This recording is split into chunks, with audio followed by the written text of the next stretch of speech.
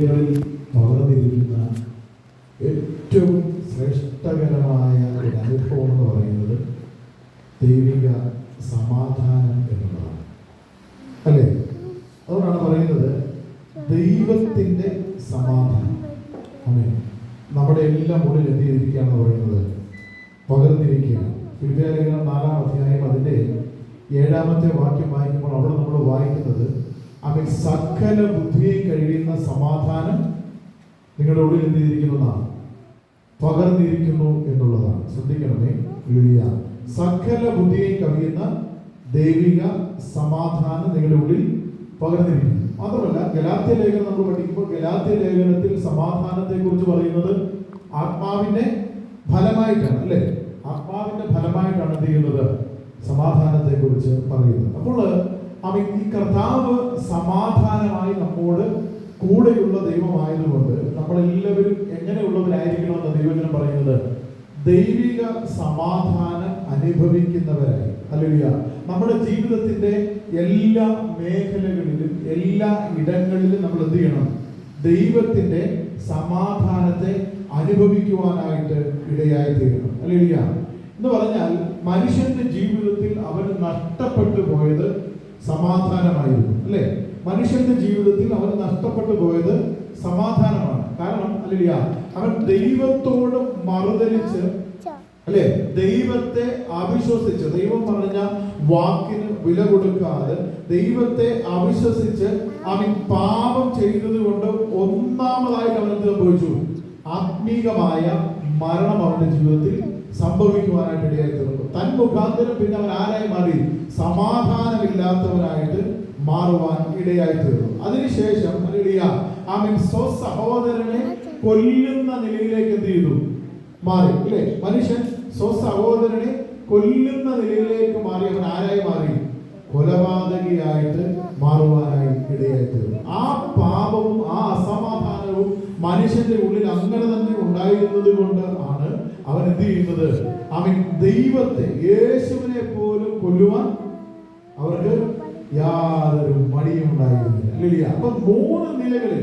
ആത്മീയമായ മരണം, മാനുഷികമായ നിലയിൽ സഹോദരനെ കൊല്ലുന്ന അനുഭവം, ദൈവത്തെ തന്നെ ഹത്യ ചെയ്യുന്ന നിലയിലേക്ക് എന്ത് ചെയ്തു, മനുഷ്യന്റെ സ്വഭാവം മാറുവാനായിട്ട് ഇടയായി തീർന്നു. ഞാൻ പറഞ്ഞു വന്നത് എന്തെന്ന് ചോദിച്ചാൽ ഹല്ലേലൂയ, ഈ നിലകളിൽ എല്ലാം എന്ത് ചെയ്യുകയാണ്, മനുഷ്യന്റെ ജീവിതത്തിൽ അസമാധാനം എന്ത് ചെയ്തു, കയറിക്കൂടുവാനായിട്ട് ഇടയായി തീർന്നു. ഹല്ലേലൂയ. സമാധാനം മനുഷ്യനിൽ നിന്ന് നഷ്ടപ്പെടുവാനായിട്ട് ഇടയായി തീർന്നു. ഹല്ലേലൂയ. ഈ സമാധാനം നഷ്ടപ്പെട്ട മനുഷ്യന് ഹല്ലേലൂയ ആമേൻ, ഹല്ലേലൂയ, ഈ ശത്രുത അവൻ വരുത്തിയ മനുഷ്യന് ഹല്ലേലൂയ അവൻ പിന്നെ വേണ്ടത് എന്താണ്, മനുഷ്യനോട് ശത്രുത, ദൈവത്തോട് ശത്രുത, ആത്മീയമായ മരണം, ഹല്ലേലൂയ, എല്ലാ നിലയിലും ഇവൻ എന്ത് ചെയ്തു, സമാധാനം നഷ്ടപ്പെട്ട് അവൻ സ്വസ്ഥത നഷ്ടപ്പെട്ട് അവൻ ഇരിക്കുമ്പോൾ ഹല്ലേലൂയ പിന്നെ അവന് വേണ്ടത് എന്താണ്, സമാധാനമാണ്. ഹല്ലേലൂയ. ഈ സമാധാനമാണ് അവൻ കർത്താവ് നമുക്ക് എന്ത് ചെയ്തത്, നൽകുവാനായിട്ട് ഇടയായി തീർന്നത്. ഈ സമാധാനം ഉണ്ടായത് എവിടുന്നാന്ന് ചോദിച്ചാൽ യേശു ക്രിസ്തുവിലൂടെ നമുക്ക് എന്ത് ചെയ്തു, ഈ സമാധാനത്തെ ദൈവം നൽകുവാനായിട്ട് ഇടയായി തീർന്നു. ഹല്ലേലൂയ. യേശുവിലൂടെ ഈ സമാധാനം നമുക്ക് ലഭിക്കുവാനായിട്ട് ഇടയായി തീർന്നു. അതാണ് റോമാലേഖനം 5-ാം അധ്യായത്തിന്റെ 1-ാമത്തെ വാക്യം വായിക്കുമ്പോൾ ഹല്ലേലൂയ അവിടെ നമ്മൾ വായിക്കുന്നത് ഹല്ലേലൂയ റോമാലേഖനം 5-ാം അധ്യായത്തിന്റെ 1-ാമത്തെ വാക്യം,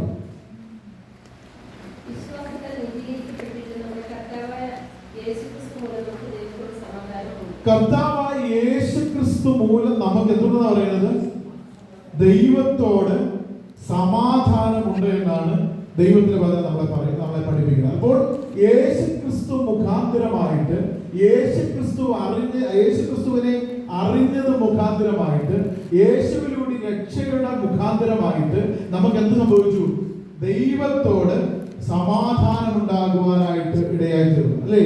എന്ന് പറഞ്ഞാൽ ഹല്ലേലൂയ അവൻ ദൈവിക കൽപ്പനകളെ മറുതലിച്ച് ദൈവത്തിൽ നിന്ന് അകന്നുപോയ അനുഭവത്തിൽ എന്ത് സംഭവിച്ചു, മാറ്റമുണ്ടായി. എങ്ങനെ?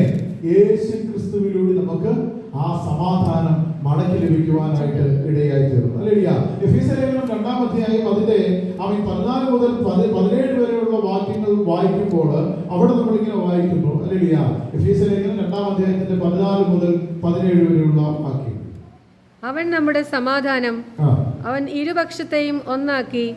ചട്ടങ്ങളും കൽപ്പനകളുമായ ന്യായപ്രമാണം എന്ന ശത്രുത്വം തന്റെ ജഡത്താൽ നീക്കി വേർപാടിന്റെ നടുച്ചുവർ ഇടിച്ചു കളഞ്ഞത്. സമാധാനം ഉണ്ടാക്കിക്കൊണ്ട് ഇരുപക്ഷത്തെയും തന്നിൽ ഒരേ പുതുമനുഷ്യനാക്കി സൃഷ്ടിപ്പാനും ക്രൂശന്മേൽ വെച്ച് ശത്രുത്വം ഇല്ലാതാക്കി. അതിനാൽ ഇരുപക്ഷത്തെയും ഏക ശരീരത്തിൽ ദൈവത്തോട് നിരപ്പിപ്പാനും തന്നെ. മതി. ഹല്ലേലൂയ.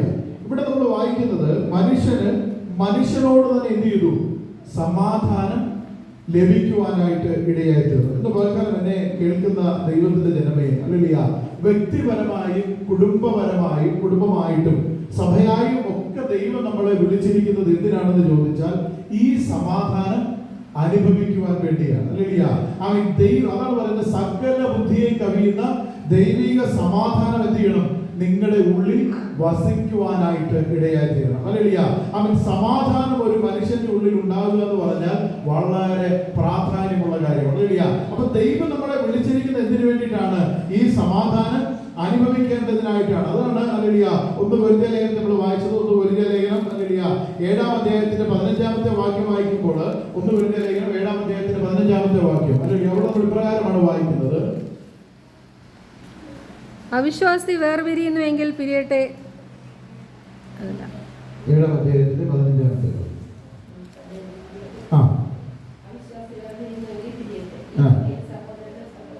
വായിച്ചു. എന്നാൽ സമാധാനത്തിൽ ജീവിപ്പാൻ ദൈവം നമ്മെ എന്ത് ചെയ്തിരിക്കുന്നു? വിളിച്ചിരിക്കുന്നു. എന്നാൽ സമാധാനത്തിൽ ജീവിപ്പാൻ ദൈവം എന്ത് ചെയ്തിരിക്കുന്നത്? നമ്മളെ വിളിച്ചിരിക്കുന്നത്. കൊലോസ്യലേഖനം വായിക്കുമ്പോൾ കൊലോസ്യലേഖനം 3-ാം അധ്യായത്തിന്റെ 15-ാമത്തെ വാക്യം വായിക്കുമ്പോൾ കൊലോസ്യലേഖനം 3-ാം അധ്യായത്തിന്റെ 15-ാമത്തെ വാക്യം.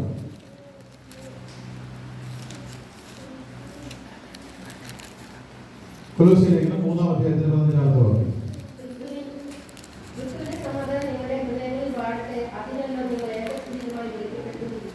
ആമേൻ. ക്രിസ്തുവിന്റെ സമാധാനം എന്ത് ചെയ്യണം? നിങ്ങളുടെ ഹൃദയങ്ങളിൽ വാഴട്ടെ. അതിനായിട്ടല്ലോ നിങ്ങൾ ഏക ശരീരമായി എന്ത് ചെയ്യുന്നത്? വിളിക്കപ്പെട്ടിരിക്കുന്നു എന്ന് പറഞ്ഞാൽ വ്യക്തിപരമായും സഭയായും കുടുംബമായും നമ്മളെ ദൈവം വിളിച്ചിരിക്കുന്നത് എന്തിനു വേണ്ടിയിട്ടാണ്? ഈ സമാധാനം അനുഭവിക്കേണ്ടതിനായിട്ട്. ഒരിക്കൽ നമ്മുടെ ജീവിതത്തിൽ ഇല്ലാതിരുന്ന സമാധാനം, ഹല്ലേലൂയ, ആ സമാധാനം അനുഭവിക്കേണ്ടതിനായിട്ടാണ് ദൈവം ചെയ്യുന്നത് നമ്മളെ ഓരോരുത്തരെയും വിളിച്ചിരിക്കുന്നത്. ഹല്ലേലൂയ. അതുകൊണ്ട് എന്റെ വാക്യം കേൾക്കുന്ന ദൈവത്തിന്റെ ജനമേ, ഹല്ലേലൂയ, ഒരു വിശ്വാസി എന്ന് പേർ പറയുന്ന നമുക്ക് ഏതെല്ലാം മേഖലകളിലാണ് ദൈവ സമാധാനം നൽകിയിരിക്കുന്നതെന്ന് നമ്മൾ ഇന്ന് പകൽക്കാലം ഓർക്കുവാനായിട്ട് ഇടയായി തീരണം. ഒന്നാമതായിട്ട് ദൈവം നമ്മൾ വായിച്ചത് റോമാലേഖനം 5-ാം അധ്യായത്തിന്റെ 1-ാമത്തെ വാക്യത്തിൽ വായിച്ചത്, ഹല്ലേലൂയ, നമ്മൾ ഇപ്രകാരമാണ് വായിച്ചത്, ഹല്ലേലൂയ, റോമാലേഖനം 5-ന്റെ 1-ാം വാക്യം: വിശ്വാസത്താൽ നീതീകരിക്കപ്പെട്ടിട്ട് നമ്മുടെ കർത്താവായ യേശുക്രിസ്തു മൂലം നമുക്ക് ദൈവത്തോട് എന്തുണ്ട്? സമാധാനമുണ്ട്. ഒന്ന്, മനുഷ്യർക്ക് ഏറ്റവും ആവശ്യമുള്ള കാര്യം എന്ന് പറയുന്നതാണ് ദൈവത്തോട് സമാധാനമുണ്ടാകുക എന്നുള്ളതാണ്. ഹല്ലേലൂയ. ദൈവത്തിൽ നിന്ന് അകലുമ്പോൾ മനുഷ്യന് നഷ്ടപ്പെട്ടു പോകുന്നത് എന്താണ്? സമാധാനമാണ്, സ്വസ്ഥതയാണ്, സുബോധമാണ്. ഹല്ലേലൂയ. അതിന് ഉദാഹരണമായിട്ട് വേണമെങ്കിൽ നമുക്ക് ലൂക്കോസിന്റെ സുവിശേഷത്തിൽ പറയുന്ന ധൂർത്തപുത്രന്റെ കഥ നമുക്കറിയാം. ഹല്ലേലൂയ. തനിക്ക് സംഭവിച്ചത് എന്താണ്? ദൈവത്തിൽ നിന്ന് അവൻ എന്ത് ചെയ്തു? അപ്പന്റെ ഭവനത്തിൽ നിന്ന് അവൻ അകന്നു പോയത് കൊണ്ട് അവന്റെ ജീവിതത്തിൽ എല്ലാം എന്തായി മാറി? നഷ്ടമാകുവാനിടയായി തീർന്നു, പരാജയമാകുവാനിടയായി തീർന്നു. അവന്റെ സമാധാനം നഷ്ടപ്പെട്ടു, അവന്റെ സ്വസ്ഥത നഷ്ടപ്പെട്ടു, അവന്റെ സമ്പത്ത് നഷ്ടപ്പെട്ടു, അവന്റെ ആരോഗ്യം നഷ്ടപ്പെട്ടു, അവനുള്ള സകലം എന്ത് ചെയ്തു? നഷ്ടപ്പെടുവാനായിട്ട് ഇടയായി തീർന്നു. ഹല്ലേലൂയ. ആ സന്ദർഭത്തിലാണ് അവന്റെ അപ്പന്റെ ഭവനത്തിന്റെ ശ്രേഷ്ഠത അവൻ എന്ത് ചെയ്യുന്നത്? മനസ്സിലാക്കുവാനായിട്ട് അവന്റെ സ്വബോധം എന്ത് ചെയ്തു? തിരികെ കിട്ടിക്കഴിഞ്ഞപ്പോഴാണ് അപ്പന്റെ ഭവനത്തിലെ ശ്രേഷ്ഠത അവൻ മനസ്സിലാക്കി അവൻ എന്ത് ചെയ്യുന്നത്? അപ്പന്റെ ഭവനത്തിലേക്ക് അവന് മടങ്ങി വരുവാനായിട്ട് ഇടയായി വന്നതിന് ശേഷം അവൻ എന്ത് ചെയ്തു? വലിയ സമാധാനം, വലിയ സന്തോഷം എന്ത് ചെയ്തു? അവന് അനുഭവിക്കുവാനായിട്ട് ഇടയായി തീർന്നു. ഞാൻ പറഞ്ഞു വന്നത് എന്തെന്ന് ചോദിച്ചാൽ, ഹല്ലേലൂയ, അവൻ ദൈവമക്കളായ നമ്മളെ സംബന്ധിച്ചിടത്തോളം ഒന്നാമതായിട്ട് ദൈവത്തോട് നമ്മൾ എങ്ങനെയുള്ളവരാണ്? സമാധാനമുള്ളവരായിരിക്കണമെന്നാണ് ദൈവം നമ്മെ കുറിച്ച് ആഗ്രഹിക്കുന്നത്. നമ്മുടെ ജീവിതത്തിന്റെ ഏത് മേഖലകളിലും ഏത് അവസരങ്ങളിലും ദൈവസന്നിധിയിൽ ഇരുന്ന് ആ സമാധാനത്തെ അനുഭവിക്കുവാനാണ് ദൈവം എന്ത് ചെയ്തിരിക്കുന്നത്? നമ്മെ ഓരോരുത്തരെയും വിളിച്ചിരിക്കുന്നതെന്ന് ഇന്ന് കേൾക്കാൻ നമ്മൾ മറന്നു പോകരുത്. ഹല്ലേലൂയ. രണ്ടാമത്തെ ഭാഗമാണ് നമ്മൾ മുമ്പേ വായിച്ചത്. എഫീസ്യ ലേഖനം 2-ാം അധ്യായത്തിന്റെ 14 മുതൽ 17 വരെയുള്ള വാക്യങ്ങൾ വായിക്കുമ്പോൾ, ഹല്ലേലൂയ, ഹല്ലേലൂയ, മനുഷ്യനെ എന്ത് ചെയ്യുകയാണ്? അവൻ ശത്രുവായി കാണുന്ന അനുഭവം. ഹല്ലേലൂയ. ഇതുപോലെ തന്നെ കേൾക്കുന്ന ദൈവത്തിന്റെ ജനമേ, ആ വാക്യം ഒന്നും എടുത്തുകൊണ്ട് നമുക്ക് വായിക്കാം. ഹല്ലേലൂയ. എഫീസ്യ ലേഖനം 2-ാം അധ്യായത്തിന്റെ 14 മുതൽ 17 വരെയുള്ള വാക്യങ്ങൾ. അവൻ നമ്മുടെ സമാധാനം, അവൻ ഇരുപക്ഷത്തെയും ഒന്നാക്കി.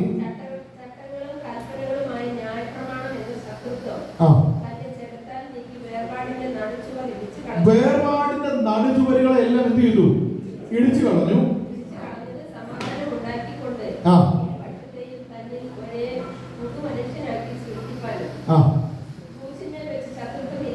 ക്രൂശിന്മേൽ വെച്ച് എന്ത് ചെയ്തു?